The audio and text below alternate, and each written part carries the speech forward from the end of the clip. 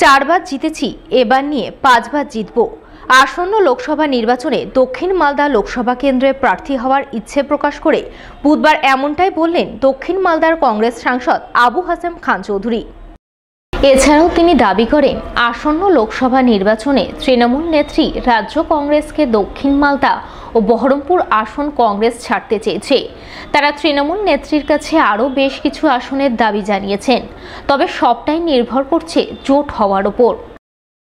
সেন্টারে খালি সাহেব তার সঙ্গে অনেক আলাদা আলাদা আলোচনা হয়েছে। তার বক্তব্য হলো যে আপনি কেন মালদা কেবল, আপনি আরো পশ্চিমবাংলার বিভিন্ন স্থানে যেখানে ভোট হবে তার দায়িত্ব আপনি নেন। তাই বললাম যে আগে জোটের ব্যাপারটা আমরা জানি, কারণ যদি জোট করতে হয় ওরা কোনটা করতে তো রাজি হবে দিতে। সাউথ মালদা থেকে বরকতদা 8বার আর আমি 4বার জিতেছি। আপনার কাছে অনুরোধ, আমাদেরকে টাকা পয়সা দিতে হবে, আমাদের টাকা পয়সার খুব ভালো, তো তিনি চিন্তা করছেন এবং আমাকে জানাবেন। কাগজপত্রে যা দেখছি যে চিফ মিনিস্টার পশ্চিমবাংলার উনি 2টো সিট বহরমপুর এবং দক্ষিণ মালদা দিয়েছেন, আমাদের বলছেন যে 2টো আপনারা নেন। আমাদের আরো কিছু দাবি আছে, আমরা সেই দাবিগুলো তাদেরকে জানাচ্ছি। খাদ্য হিসেবে জোয়ার, বাজরা, রাগি ইত্যাদির গুরুত্ব তুলতে মালদায় শুরু হলো 3 দিনব্যাপী মিলেট মেলা। মালদা জেলা ফুড সেফটি দপ্তরের পক্ষ থেকে বুধবার মিলেট মেলা শুরু হলো মালদা শহরের শুভঙ্কর শিশু উদ্যান সংলগ্ন বোটিং কমপ্লেক্স ময়দানে। মেলার উদ্বোধন করেন রাজ্যের ফুড সেফটি কমিশনার তপন কান্তি রুদ্র।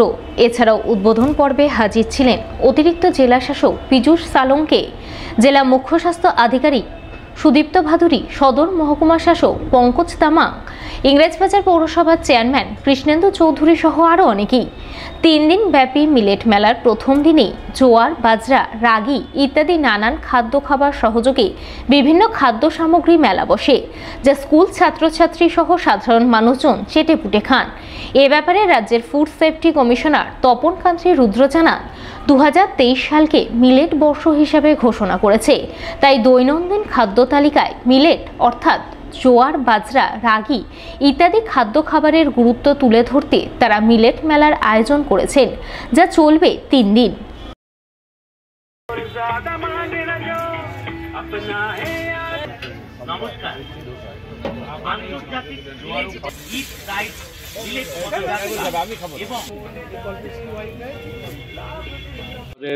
ইউনাইটেড নেশনসের ফাও ফুড অ্যান্ড এগ্রিকালচারাল অর্গানাইজেশন তারা 2023কে আন্তর্জাতিক মিলেট বর্ষ ঘোষণা করেছে।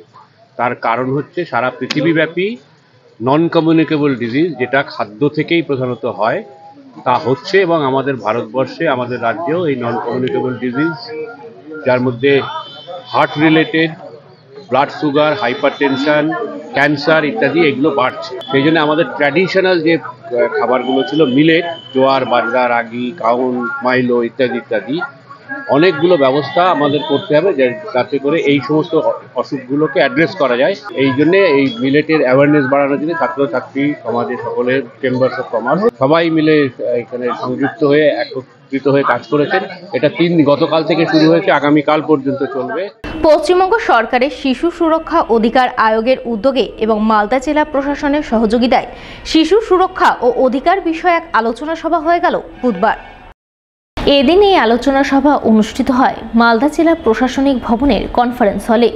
উপস্থিত ছিলেন রাজ্য শিশু সুরক্ষা অধিকার আয়োগের উপদেষ্টা প্রসূন ভৌমিক, জেলা শিশু সুরক্ষা অধিকার আয়োগের সদস্য চৈতালি ঘোষ সরকার সহ আরও অনেকেই। এদিনের আলোচনায় শিশুদের সুরক্ষা ও অধিকার সংক্রান্ত কি বিষয় নিয়ে আলোচনা হয়েছে তা শুনুন রাজ্য শিশু সুরক্ষা অধিকার আয়োগের উপদেষ্টার মুখ থেকেই। এটা একটা সিরিজ অফ প্রোগ্রাম গোটা রাজ্য জুড়ে হচ্ছে, gender sensitive approach towards protection of the child. মানে আমরা লিঙ্গ বৈষম্যের যে জায়গাটা, যেভাবে আমরা অভ্যাসগতভাবে দেখে এসেছি এতকাল, শারীরবৃত্তীয়ভাবে কোনো একটা পুরুষ, শিশু পুরুষ, কিন্তু সে হয়তো ভেতরে ভেতরে তার মধ্যে নারীত্ব আছে, সেগুলোকে আইডেন্টিফাই করা যায় না, তখন তাকে পিছনে লাগা হয় ইত্যাদি। তো এই সমস্ত আগলগুলোকে খুলে যাবতীয় যত অন্যান্য সমস্যা এর সঙ্গে জড়িত থাকে, মেয়েদের মানে আবদ্ধ হয়ে যায় বাচ্চাদের মন তার সামাজিক অনুশাসনে, এই অনুশাসনটাকে পাল্টানো, মুক্ত দৃষ্টিভঙ্গিতে বাচ্চাদের বেড়ে ওঠার দিকে নজর দেওয়া।